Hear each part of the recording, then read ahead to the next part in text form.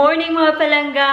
How are you doing? It's a brand new day. Maganda yung panahon. Well, it's a bit grayish, but sabi nila it will pick up later on. So, fingers crossed. Yung kapitbahay namin, nagsusunog sila. Yan. I hope kinokontrol nila ha. Kasi medyo may pagka, aggressive yung fire. Meron namang nakabantay, so okay lang. Nakikita ko mayroon doon. So, kain muna tayo ng breakfast. Ito yung breakfast ko, yung noodles. Yan. A little bit of hot water. And a little bit of this. So far mga palangga, this will be our 5th day. Mapapanood nyo to, itong vlog na to, this will be the 6th day. So far, so good naman talaga. I feel energetic as ever. Dahil sa TikTok.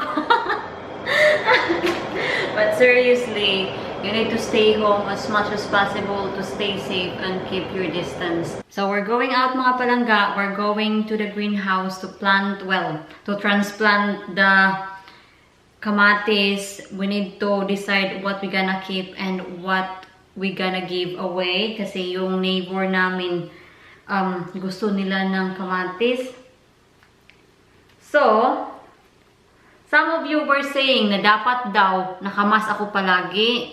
Hindi ko talaga siya inisip noon, and nung nag-keep kami ng distance, nag-keep naman kami ng distance ni Mr. talaga, and then hindi ko siya naisip at that time.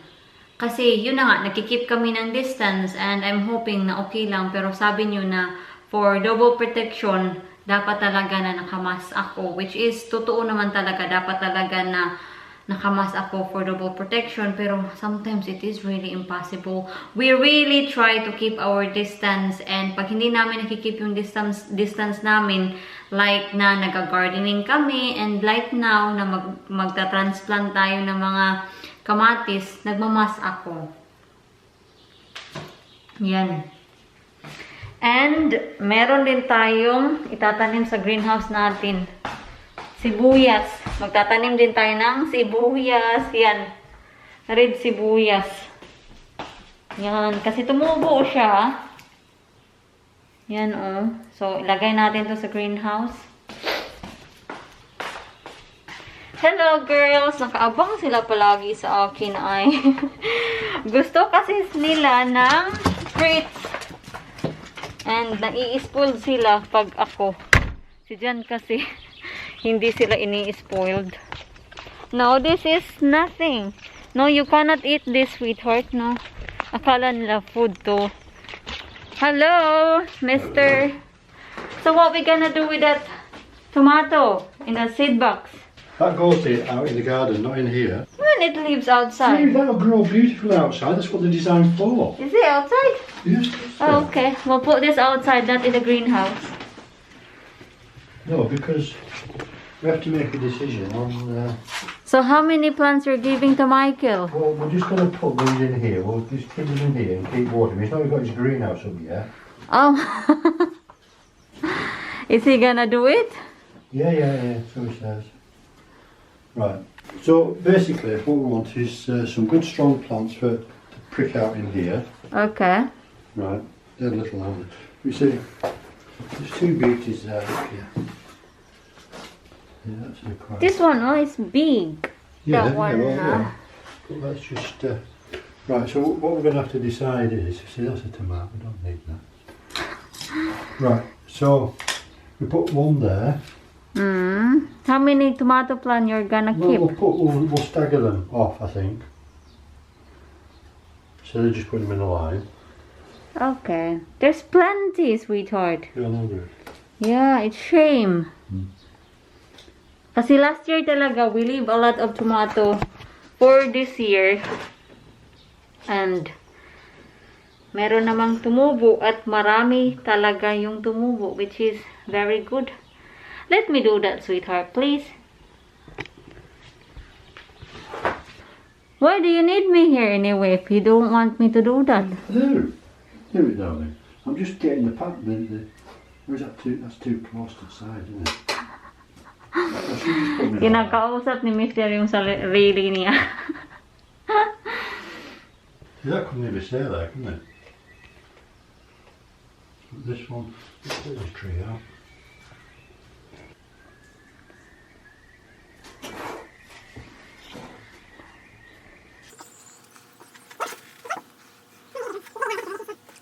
So, itong pot na to, ito yung ibibigay namin sa kapitbahay namin. So, while busy si Mr. sa kaka-decide niya kung ano yung i-keep niya, maglagay tayo dito sa pot para ibigay sa kapitbahay.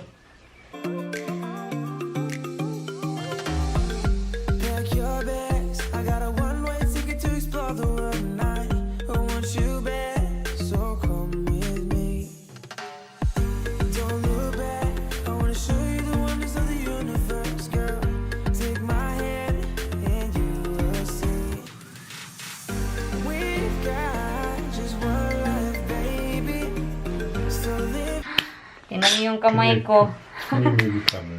So we have two lines. Yan. Yeah, but I'm not putting them opposite, I'm putting them in between the stuff. Oh, I can see. Yeah. This one could go.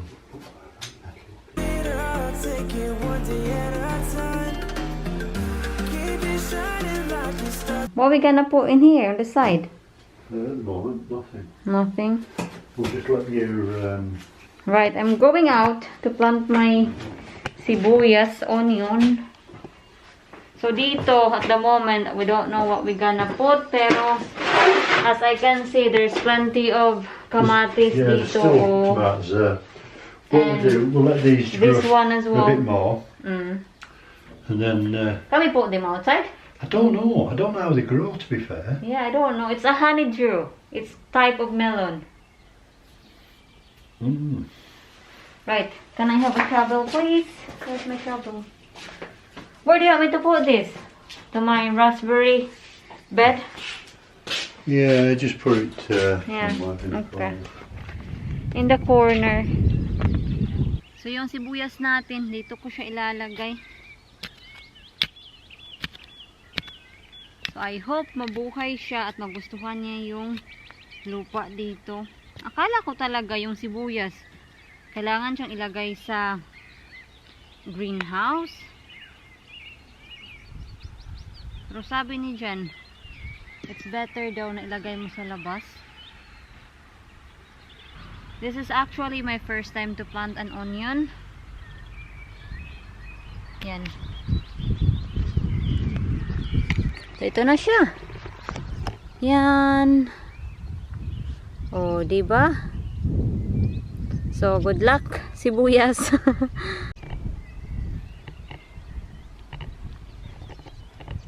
What do you think, mister? Is it okay? What do you think? They're nice. We should really get some onion sets, you know. An onion set is a little onion, right? So you pop it in, and it grows into several onions. I can see. I see. What are you looking? If all those flowers will turn to plum, we will have plenty, han. Yeah. We'll find out, won't we? We'll find out. Kasi this time talaga, there's plenty of flowers. There's one on the apple, look. Yeah, lots on the apple as well. Buzzy bees. We need some buzzy bees. Plenty of thingies. So hopefully we will have a good So harvest. there's only this one with nothing on it. I'm not sure if that's a plum Yeah, it looks or like- that's a plum. I think it's plum. Yeah, same leaves as that, look. Yeah. Yeah, we need to do edges on this, you know. Mm. And it wants hoeing does this now before it gets, you know. If you do it, it's tidy then, isn't it? Time is it? Yeah, it looks tidy. That's, no, but it can look tidy, can't it, like that? Mm. That's what I'm saying. That needs edging as well. I need to wash my hands. I do. Yeah, does that. Thank you. Green one. Where are we gonna put that? I'm going to put them in the greenhouse. I'm just going to leave in the What tray. what type are they? These are money make. Sorry, they're the Gardener's Delight. They're only a very small tomato. Like a cherry tomatoes? Yeah, these are a hybrid, which is called the F1, I think, or something like that. And they're actually money makers. We don't need those. We've got lots of those. Give it to Michael. Well, I'm going to put the Gardener's Delight into the greenhouse. Okay. Because, they're good. Alright. So yung phone ko, sobrang daming messages sa WhatsApp. Right, I'm going to prepare. What are you preparing? You had your lunch, haven't you? I have my lunch. And breakfast, lunch. Kukuha tayo ng blanket. Actually, hindi blanket. This is actually a bed sheet. And ito, gagamitin natin to kasi magsusuob tayo. Wala dito si Mr. Magmas muna ako, kasi sabi nyo, kailangan talaga magmas. Si Mr. nandoon, oh, tingnan nyo. Nandoon sa field. Yan. Nakikita nyo ba? Yan, oh, nagmuni-muni. Yan. So, magmas tayo.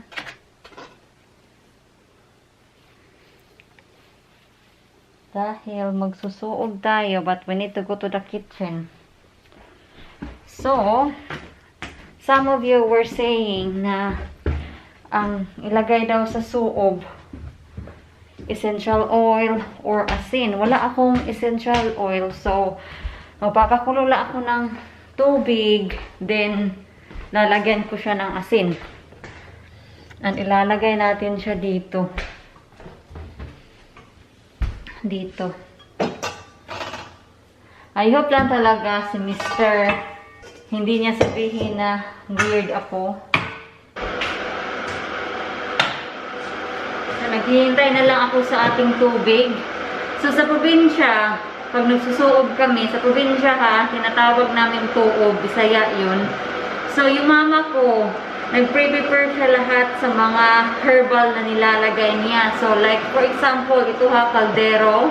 Hindi ko na malala kung ano yung nilalagay ng mama ko. But, one thing talaga na hindi ko makalimutan, yung nilalagay niya, isa sa mga ingredients, pag nagsusuob ka, nilalagyan niya ng buko. So, buko juice at yung buko meat, nilalagay din niya dito. And then, after namin, sumisigaw ba ako? Akala ko kasi na feel ko kasi na hindi niyo ako naiintindihan or hindi niyo ako naririnig. So, after sa suob, yung buko meat, pinapakain sa amin ng mama ko. Hindi ko alam kung ginagawa niyo ba to sa ibang probinsya, pero kailangan namin yung kainin. Hindi lahat, basta lang kumain kami ng konti at uminom kami ng kaunting juice galing sa suob. Yun yung ginagawa ng mama ko. So, here it is. It's ready now.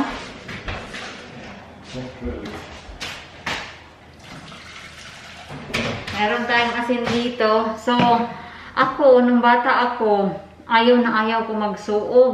So, sa panahon na nagkakasakit ako at sinasabi ng mama ko, sige, magsuob tayo. Sus nako, iiyak na ako niyan. Kasi ayaw na ayaw ko talaga. Hindi ako takot sa suob.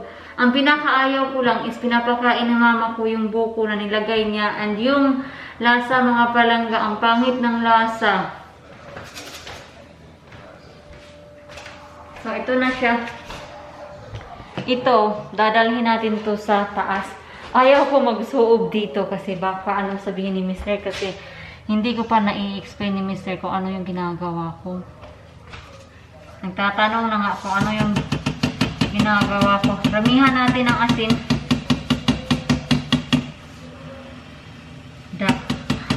Marami na yan.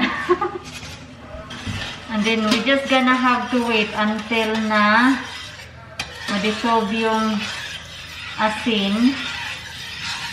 Yan.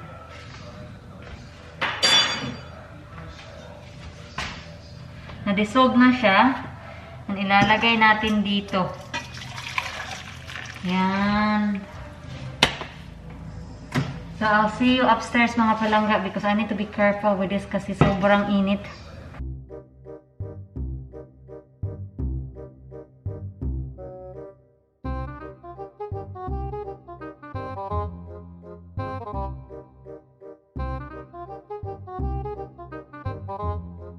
A few minutes later. Hello. Nasa Suob tayo. So, ganito lang. Tinatapat mo lang yung mukha mo para pawisan ka at lumabas yung mga masasama.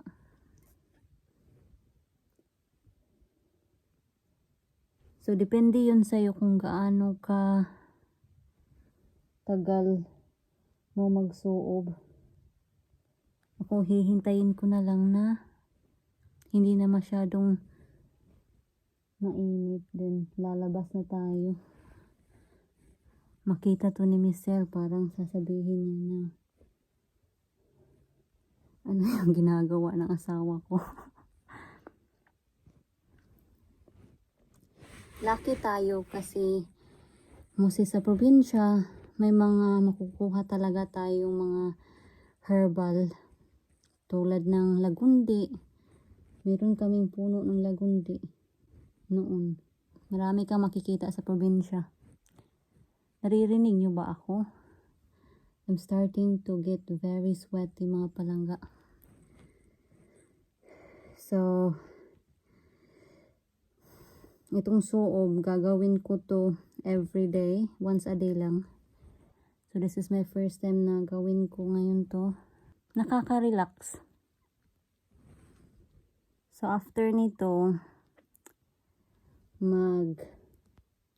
papahinga muna ako ng mga 30 minutes and then maliligo ako. Kasi yun na nga, marami tayong nilagay na asin dito sa ating warm water. So, ayaw natin na magiging maasim tayo. Hindi naman. Pinapawisan kasi ako. Kaya ayun. I'm trying to taste my own sweat. Namimiss ko na yung mama ko na ginagawa niya to. Nakalimutan ko palang magdala ng kutsara para ma-stir natin yung tubig. So, I'm just blowing it para maano ba? Parang ma-stir yung water. Itong steam ha, kailangan lang talaga mag-ingat kasi nakakapaso po talaga. Sanay na kasi ako dito. Sa mga hindi pa sanay, mag-ingat kayo. Ang sweat ko, sobrang dami na.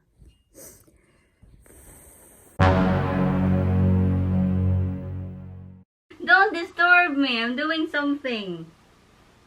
She's not wired up right. Keep your distance, John. Close the door. Si Mr. pumasok sa kwarto. At nakita niya yung ginagawa ko. Sabi niya na, you're not right.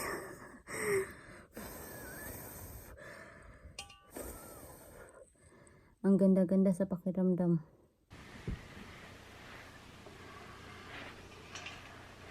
Hindi na masyadong mainit yung tubig natin. So, tingnan nyo. Oh my goodness. It feels so good. So, sa amin, sa probinsya, ito, isang layer. Kulang pa to. Pag kami nagsusuob sa probinsya, ano talaga, mga 10 layer of blanket talaga para yung steam or yung init hindi mawala agad. Isa lang yung blanket na ginamit natin at yung tubig natin open na open talaga siya. Kasi sa amin yung kaldero tinatakpan namin ng dahon ng saging and then nire-ready ng mama ko yung mga blanket. So, like for example ha, so for example, kaldero to, yung kaldero, tinatakpan namin sinisealed namin siya ng, ng dahon ng saging. At then, hindi namin binubuksan, hindi namin binibreak yung dahon ng saging until na we are ready. So, ito na. Just for example, nandito kami ng mga kapatid ko or ako lang. So, yung mama ko, sinusukluban kami ng ilang layer ng kumot. And then, once na ready na, tsaka namin siya ino-open. So, yun kami sa probinsya. So, magpapahinga muna ako. Off ko muna kayo ha din. Babalikan ko kayo mamaya. My mama is online, so sinabihan ko siya na nag-suob ako. So, sabi niya, that's a good idea. Mama said, what is TikTok? Kasi yung mga pamangkin ko, nagti-TikTok din. Si Jan lang, pa-TikTok ka. Ayaw man yan ay, uy! Offline na yung family ko, so maliligo muna ako mga palangga ha, and I'll see you later. So, ito na mga palangga. Tapos na ako maligo at nakamasa din ako. Baka sabihin ng iba dyan na, sus, ngayon lang nagmamas. Huli na. Well, it's better than late than nothing. Kasi, hindi ko talaga naisip. Hindi ko alam. Kasi, yung utak ko kasi, nag-set siya. Kasi, nag-social distancing kami. So, akala ko okay lang. Pero, yun na nga, sabi niyo, for more protection, dapat magmask ako. So, ito na. Nakamasa po ako. You need to tell them the good news, Han. The good news. Which good news? About the NHS. Well, saying deaths have come down. Distance! What? Distance. Move away a bit. I'm over 2 meters away. Okay. Look with you. The deaths are down by half today. You need to tell them the figure, please. It's gone down from 800 and something to 400 and something. Mm-hmm. Hospital admissions have gone down by 1,000. No, sorry. Yeah, admissions have gone down. No, now people in hospitals have gone down by 1,000, and admissions have dropped dramatically as well. So the trend is going down, so it's going to be good. Good. As long as everybody keeps adhering to the rules, it'll be okay. Because it's only, I would think, another 2 weeks, it'll be a completely different thing if people just do as they're told. I know. Just keep going. Because you see, once you get it down to a certain level, what they're actually going to do, they will allow people to go out, and obviously you're going to still maintain your social distancing, but they're going to do track and trace. Should be anybody get infected, there's going to be an app you can put onto your phone, and if you've been in contact with that person who's been infected, the app will notify you Right. to take action, basically. Okay. So, but until the numbers are right down, they can't do it because, like now, still too many transmission. Once they get down, they can do it. Because you see, say they had 4,000 people who had contracted it, the track and trace would just go, the numbers would be massive. Right, okay. But, you know, so it's going to go down more and more. Just going on to yesterday, somebody commented about isolation with you, and they said that you was preparing food and eating off the spoon, like the food you give to me. But they obviously didn't see that you had 2 spoons. You took it out and tipped it onto the spoon and used that one.